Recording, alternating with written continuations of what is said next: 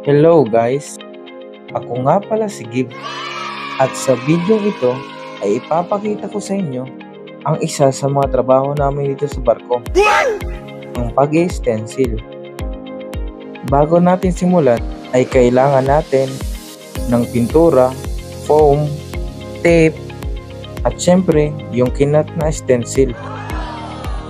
Ang una nating gagawin ay idikit ang kinat na stencil gamit ang tape. Okay. Ang kasunod natin gagawin ay isawsaw ang foam sa pintura.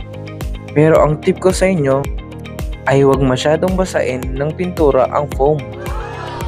Okay. Kasi kapag masyado nating isinawsaw ito ay maaaring kumalat kapag ipinintura na natin ito sa stencil. Kaya dapat dahan-dahan o hinay-hinay lang. At ayun nga guys, natapos ko na ang unang stencil. Kaya ito, tatanggalin na natin ang tape para makita natin kung ayos at tama ba ang paggawa natin. At ito na nga, okay naman.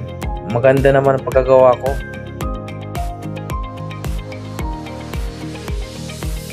Bale, 9 na beses ko pa itong gagawin. Kasi yung iba ay kailangan i-repaint na din. Dahil malabo na at hindi na mabasa ang nakasulat.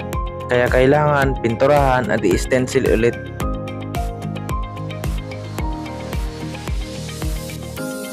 Para sa kalaman ng lahat, nandito nga pala kami sa Marina di Carrara, Italy. Sana all. Medyo malamig ang panahon dito. Pero kayang-kaya naman. Balat kalabaw kaya ito. Pwede na. Wala sa ayos. Madali lang naman gawin ito guys. Kaya sana may natutunan kayo sa bidyong ito.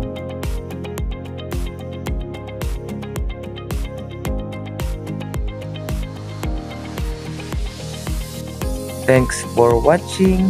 See you on my next mini vlog.